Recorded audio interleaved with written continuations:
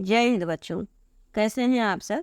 आशा करती हूँ आप लोग खूब स्वस्थ हैं, मस्त हैं और अपनी पढ़ाई में सब लोग व्यस्त हैं बच्चों। तो हमने आपको पढ़ाया था पहला पाठ भारतेंदु हरिश्चंद्र जी द्वारा रचित भारतवर्षोन्नति कैसे हो सकती है निबंध को। तो बच्चों आइए हम उससे संबंधित आज प्रश्न को हल कर लेते हैं।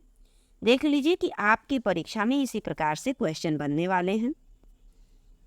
तो सबसे पहले बच्चों ये देखिए का नंबर का पहले एक गद्यांश दे दिया जाएगा और उसी से संबंधित क्वेश्चन बनेगा।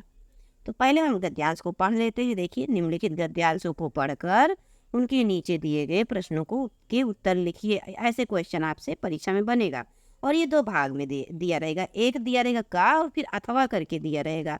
तो आप या तो ये करेंगे या फिर वो दूसरा वाला करेंगे, इसी तरह से क्वेश्चन रहेगा। तो अब देखिए बच्चों हमारे हिंदुस्तानी, ये गद्यांश पढ़ लेते हैं पहले। हमारे हिंदुस्तानी लोग तो रेल की गाड़ी हैं। अब यही से क्वेश्चन पूछ लेगा कि लेखक हिंदुस्तानी को क्या कहते हैं, अपने हिंदुस्तानी को, हमारे हिंदुस्तानी को तो क्या कहते हैं? रेल की गाड़ी कहते हैं, यही है ना।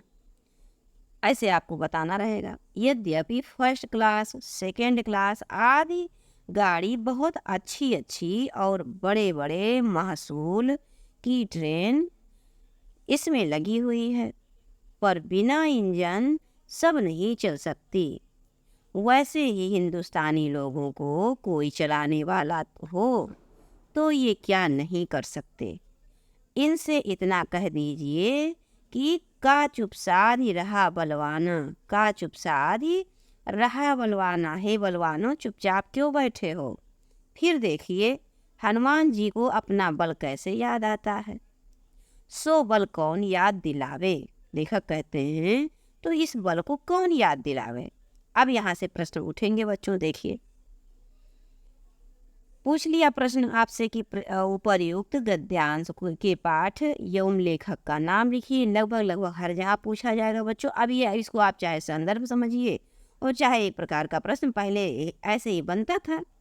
पहले आपको गद्यांश दे दिया जाता था और उसमें लिखा जाता था कि प्रस्तुत गद्यांश का संदर्भ और व्याख्या लिखिए। संदर्भ में आप क्या लिखते थे? पुस्तक का नाम लिखते थे, पाठ का नाम लिखते थे और उसके लेखक का नाम लिखते थे, हो गया संदर्भ। और उसके बाद उसकी व्याख्या कर देते थे पूरे गद्यांश की।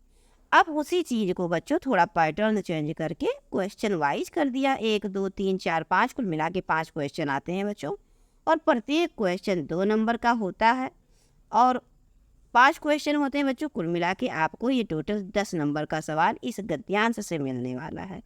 तो इसीलिए गद्यांश पे जो भी कोई पाठ पढ़ाए तो उस पर ध्यान से उसको सुना कीजिए और फिर उससे रिलेटिव जो क्वेश्चन का है उस पर भी ध्यान दिया कीजिए। अब देखिए आगे आपसे क्वेश्चन पूछ लिया कि उपर्युक्त गद्यांश, तो आप जानते हैं पाठ का नाम क्या है? भारतवर्षोन्नति कैसे हो सकती है, और लेखक का नाम भारतेंदु हरिश्चंद्र जी हैं। बस अब क्वेश्चन नंबर दूसरा देखिए बच्चों। प्रस्तुत गद्यांश में प्रस्तुत गद्यांश के रेखांकित अंश की व्याख्या कीजिए। तो अब यहाँ पर बच्चों, अब यहाँ पर रेखांकित अंश नहीं है। थोड़ा सा मान लीजिए हम यहाँ से रेखांकित अंश कर दिए ये। चलिए अब यहाँ से इतना आपको मान लीजिए ये, अब इतना आपको देना है, इसका व्याख्या करना है। तो अब इस व्याख्या को आपको कैसे लिखना है समझिए। लेखक क्या कह रहे हैं कि हमारे देश के लोग, रेलगाड़ी की संज्ञा दी गई है बच्चों। यहाँ पर रा छूट गया है तो ये रा आप यहाँ पर लिख लीजिए। रेलगाड़ी की, हमारे देश के लोगों को किस चीज़ की संज्ञा दी गई? रेलगाड़ी की संज्ञा दी जा सकती है। जैसे रेलगाड़ी में यहाँ पर देखिए फर्स्ट क्लास, सेकेंड क्लास बच्चों, यहाँ पर इसको हम थोड़ा सा मिस्टेक हो गया, इसको कट करें, आगे बढ़े। किराए, देखिए किराए तथा सामान्य किराए के डिब्बे लगे होते हैं, अर्थात फर्स्ट क्लास सेकेंड क्लास के डिब्बे लगे होते हैं। तो वही कहने का अर्थ है कि सामान मतलब विशेष किराया और सामान्य किराए के डिब्बे लगे होते हैं अलग अलग, परंतु इंजन के अभाव में वह सभी अपनी जगह स्थिर रहते हैं, आगे नहीं बढ़ पाते। उसी प्रकार भारत के लोगों में भी उच्च और मध्यम श्रेणी के विद्वान हैं, अर्थात बहुत अधिक बुद्धि वाले भी हैं और मध्यम बुद्धि वाले भी हैं, बहुत अधिक वीर हैं और शक्ति संपन्न सभी प्रकार की प्रतिभाओं से संपन्न लोग हैं, परंतु नेतृत्वहीन अर्थात कोई उनको नेतृत्व करने वाला, कोई उनको मार्ग दिखाने वाला, आगे आने वाला ऐसा ना होने के कारण ही वह अपनी उन्नति के लिए स्वयं कोई भी कार्य नहीं कर पाते हैं। तो ये हो गया उनकी व्याख्या बच्चों। इसी तरह से क्वेश्चन पूछेगा। अब तीसरे नंबर पे क्वेश्चन पूछ लिया कि लेखक ने हिंदुस्तानियों को किसके सदृश माना है?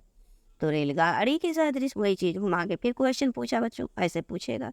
अब यहाँ पर देखिए, का चुप साधी रहा बलवाना का, इस कथन से लेखक का क्या आशय है, क्या अर्थ मतलब है? तो लेखक का आशय है कि देश के लोग हनुमान जी की तरह हैं। जामवंत ने जिस प्रकार हनुमान जी को उनकी शक्ति का स्मरण अर्थात याद कराया था और वे समुद्र लांघ गए थे, उसी प्रकार भारत के लोगों को प्रेरणादायी सफल नेतृत्व की आवश्यकता है। अर्थात उनको कोई ऐसा व्यक्ति मिल जाए जो उनको प्रेरित करते हुए उनका नेतृत्व करे, उन्हें आगे बढ़ाए, तो फिर वो क्या नहीं कर सकते हैं।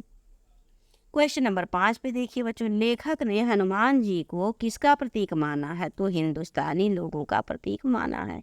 यहाँ पर प्रतीक आप सही कर लीजिएगा बच्चों, यहाँ पर ता पे बड़ी का मात्रा रहेगा, प्रतीक ऐसे रहेगा। अब चलिए बच्चों आगे बढ़ते हैं हम लोग। अब इस प्रकार से आएगा अथवा करके, यहाँ पर अथवा लिख जाएगा कि यह मतलब आप इसको कीजिए या फिर इसको, जो आपको आ रहा हो उसको आप कर लीजिए। इसीलिए हमने दो आपके लिए रखा है। अब इसको समझते हैं थोड़ा ध्यान से, इसको पहले समझ पढ़ लेते हैं। सब उन्नतियों का मूल क्या है? धर्म है। क्वेश्चन बन जाएगा इसमें से, ये सब उन्नतियों का मूल क्या है? तो लिखेंगे आप धर्म है। इससे सबसे पहले धर्म की ही उन्नति करनी चाहिए। इसलिए सबसे पहले किसी चीज़ की अगर उन्नति करनी है तो धर्म की। देखो, अंग्रेजों की धर्म नीति राजनीति परस्पर मिली हुई है, इससे उनकी दिन दिन कैसी उन्नति है उनको जाने दो। अपने ही यहाँ देखो, तुम्हारे यहाँ धर्म की आड़ में नाना प्रकार के अर्थात कई प्रकार की नीति, समाज गठन, वैधक आदि भरे हुए हैं। तो एक मिसाल सुनो, यही तुम्हारा बलिया का मेला। और यहाँ स्थान क्यों बनाया गया? इसी स्थान पे बलिया का मेला क्यों बनाया गया? जिसमें जो लोग कभी आपस में नहीं मिलते, 10-10, 5-5 कोस में वह लोग एक जगह एकत्र होकर आपस में मिले हैं, इसीलिए मेला मनाया जाता है। एक दूसरे का सुख जाने, गृहस्थी के काम की वो चीजें जो गांव में नहीं मिलती यहाँ से ले जाएं। एकादशी का व्रत क्यों रखा गया? जिसमें महीने में 2 एक उपवास से शरीर शुद्ध हो जाए। गंगा जी नहाने जाते हैं तो पहले पानी सिर पर चढ़ाकर पैर पर डालने का विधान क्यों है? क्योंकि जिसमें तलुए से गर्मी सिर में चढ़कर विकार ना उत्पन्न कर दे, अर्थात कोई बीमारी ना उत्पन्न कर दे, इसलिए पहले सिर पर पानी डाला जाता है, सिर को ठंडा किया जाता है। दिवाली इस हेतु अर्थात इस कारण है कि इसी बहाने साल भर में एक बार तो घर की सफाई हो जाए।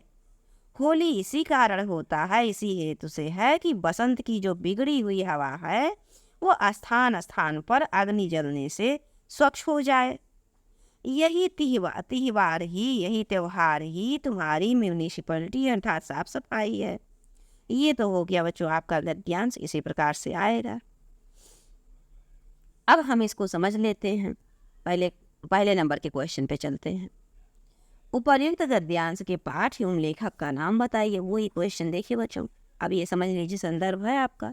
अब इसमें 2 नंबर आपके रखे हैं। पाठ का नाम भारतवर्षोन्नति कैसे हो सकती है और लेखक का नाम भारतेंदु हरिश्चंद्र जी है।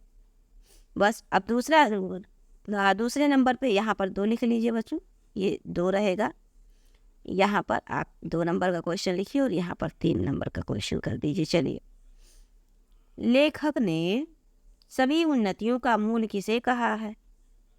भारतेंद्र जी कहते हैं कि संसार में मनुष्यों की आर्थिक, सामाजिक, धार्मिक व मानसिक उन्नति के पीछे मूल कारण धर्म, अर्थात लेखक ने सभी उन्नतियों का मूल किसे कहा है? धर्म को कहा है। जितनी भी उन्नतियां हैं वह सब धर्म के कारण ही हैं। अतः सबसे पहले हमको अपने धर्म की उन्नति करनी चाहिए। आगे फिर तीसरे नंबर का क्वेश्चन देखिए बच्चों, प्रस्तुत गद्यांश के रेखांकित अंश की व्याख्या कीजिए। लेखक ने सभी उन्नतियों का मूल धर्म को कहा है। अब देखिए बच्चों, यहाँ पर प्रश्न थोड़ा सा उल्टा हो गया है। ये जो 2 नंबर का प्रश्न है इसका उत्तर यहाँ पर है, ये है उत्तर, देख लीजिए, क्योंकि यहाँ पर रेखांकित अंश की व्याख्या करना है। और ये जो यहाँ 3 नंबर का क्वेश्चन है इसका उत्तर यहाँ पर है, धर्म को बताया है। लेखक ने सभी उन्नतियों का मूल किसे कहा है? तो धर्म को कहा है।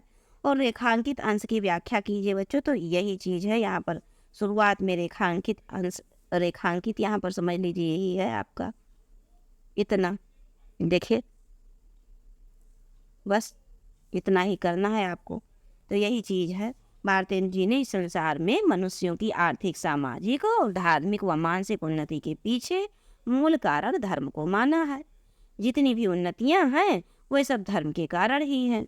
अतः सबसे पहले हम सबको अपने धर्म की उन्नति करनी चाहिए। तो आप समझ गए होंगे बच्चों, ये आपके इस क्वेश्चन का उत्तर यहाँ पर है। देखिए ये है क्वेश्चन और आंसर यहाँ पर ये है, और इस क्वेश्चन का उत्तर बच्चों ये है। हम थोड़ा सा फिर से इसको इरेज करके साफ से आपके सामने स्पष्ट करते हैं, कन्फ्यूजन ना रखिएगा। ये आपका 2 नंबर जो है बच्चों, ये आपका आंसर है, ये 2 नंबर का है, और ये जो है, ये जो आंसर है ये 3 नंबर का है। बस अब ऐसे आप समझ लीजिएगा। चलिए आगे बढ़ते हैं क्वेश्चन नंबर 4 की ओर। लेखक ने अंग्रेजों की उन्नति का कारण क्या बताया है? तो धर्म को बताया है। अंग्रेज अपनी धर्मनीति को बहुत अच्छे से, धर्मनीति और राजनीति दोनों में सामंजस्य बहुत अच्छा बैठा है, इसलिए उनकी उन्नति हो रही है। अब 5वें नंबर पर देखिए बच्चों, यही त्यौहार, यहाँ पर त्यौहार रहेगा, देखिए ये त्यौहार है, यही त्यौहार ही तुम्हारी म्यूनिसिपलिटी है। इस पंक्ति का आशय अर्थ बताइए बच्चों। तो ये म्यूनिसिपलिटी का अर्थ क्या है? साफ सफाई, गंदगी को बाहर निकालना। जिस प्रकार म्यूनिसिपलिटी तुम्हारे घर की गंदगी को बाहर निकाल देती है, उसी प्रकार जब त्यौहार आता है तो आमजन भी गंदगी को घर से बाहर निकाल देती है। तो हमें विश्वास है बच्चों आप समझ गए होंगे। इसी प्रकार से आपसे आपकी परीक्षा में क्वेश्चन बनेगा। हम आगे और भी क्वेश्चन लाएंगे, उद्देश्य है सिलेबस को कंप्लीट कर